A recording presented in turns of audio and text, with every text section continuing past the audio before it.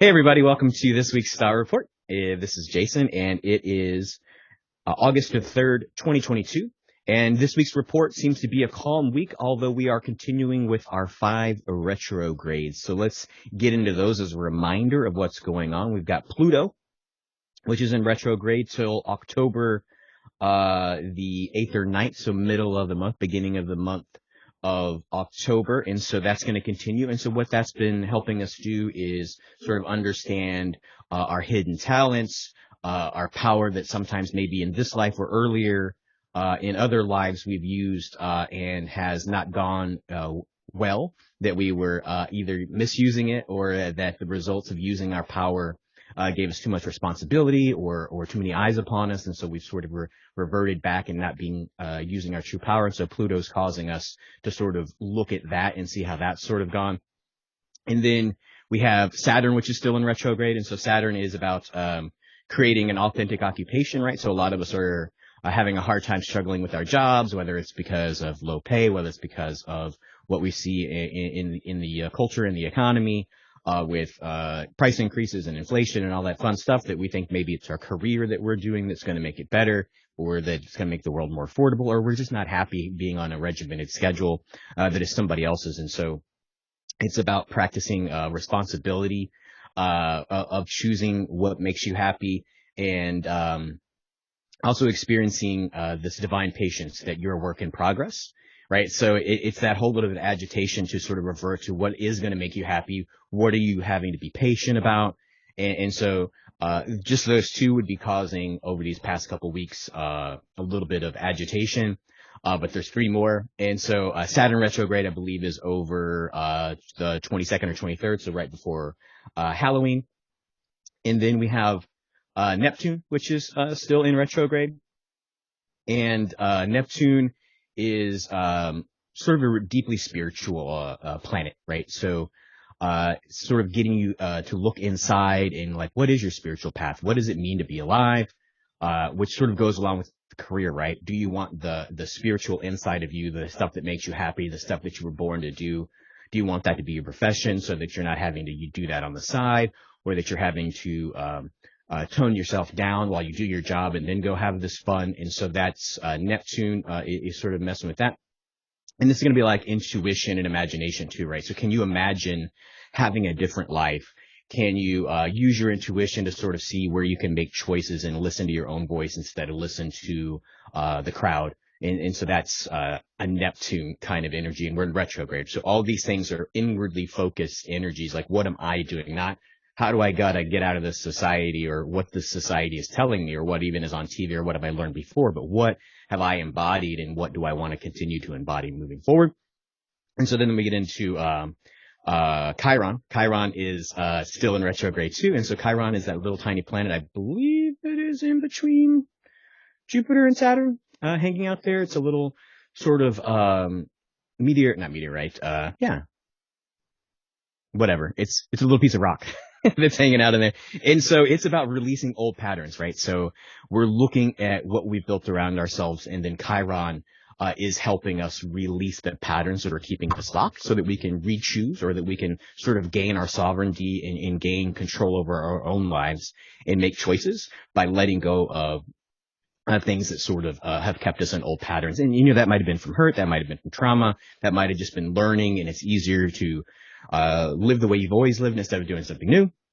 And then we're into Jupiter, and Jupiter is, I didn't tell you when Chiron was over. Chiron is in retrograde until December 23rd, so a little bit before Christmas.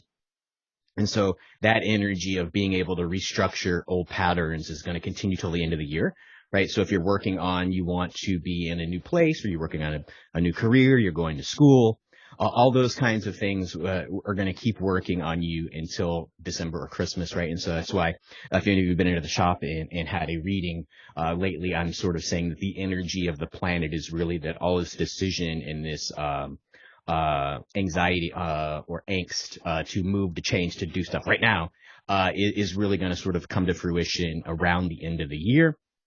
And then that leaves us with Jupiter in retrograde. Jupiter stays in retrograde for a while. and it will be in retrograde, I think, until around Thanksgiving.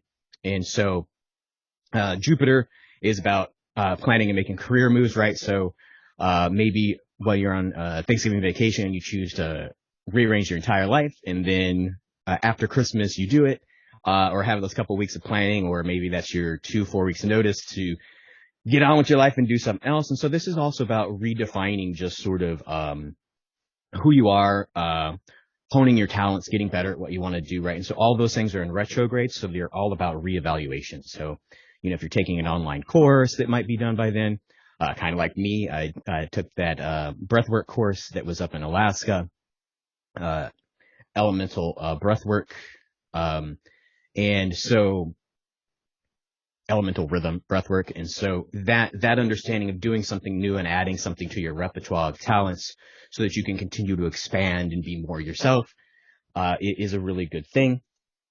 And so those energies are what's going to be carrying us into Lionsgate, which is going to be Tuesday, the 8th, right? 8/8/22. And so I believe it's also a master day if you do the math, for whatever reason. And so those energies are going to be pushing us into Lionsgate. So Lionsgate could be a couple of ways, right? It could be that sort of invigoration to sort of rise to the challenge to be the king of your own jungle, as it were, right? And start to look for what you're going to do, what you're going to conquer, what you're going to rule, right? And so Lionsgate is also about gate, how it walks, how it runs, how it hunts.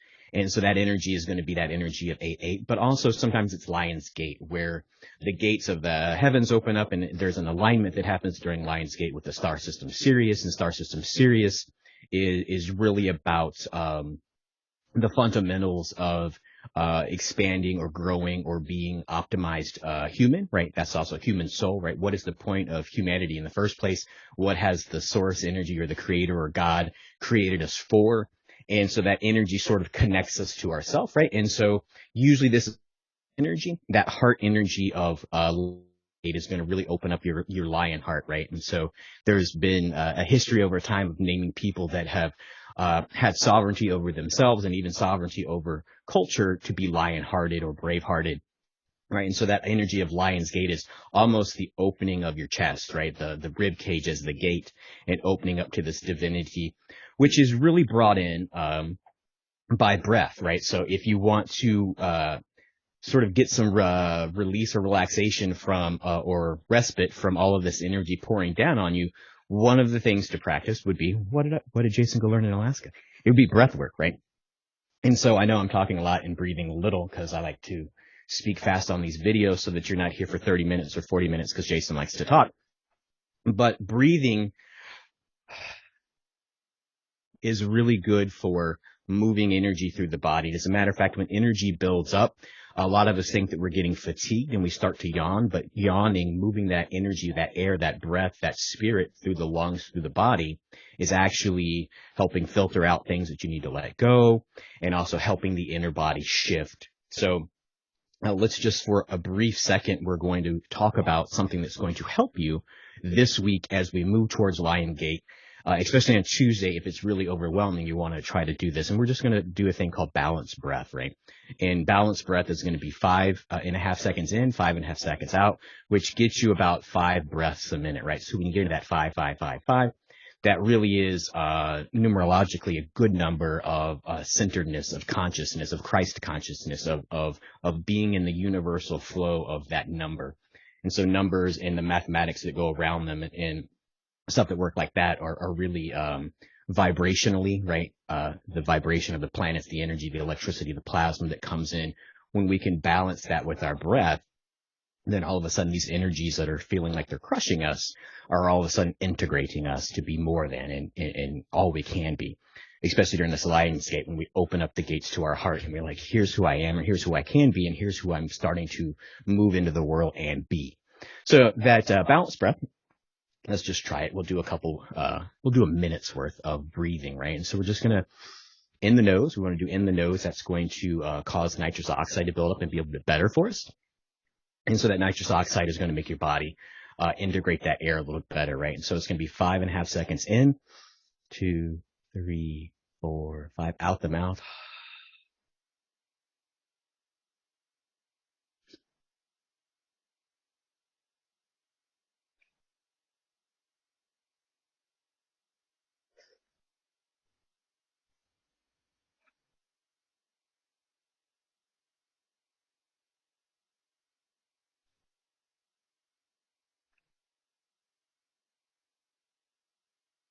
And so when you can sort of balance that breath in the nose and out the mouth, I know you heard me breathing through my mouth out so you can get the sound in the microphone.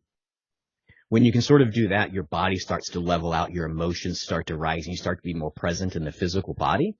And you start to understand or discern more what these energies are doing to you and for you, and your mind starts to work better. And then your heart actually starts to beat in a better rhythm too, and gives more electrical current charge to the plasma, which is in your bloodstream, which will help you manifest or be the intentions of your mind, right? So if you're trying to change or be something different, change careers, move, or something like that, when we can sort of control our breath, that's going to help us manifest what we're trying to do more. So the last thing for the report this week is going to be the processes of the sun. The sun's been dormant for the past week, so you haven't had the heart palpitations, which is good.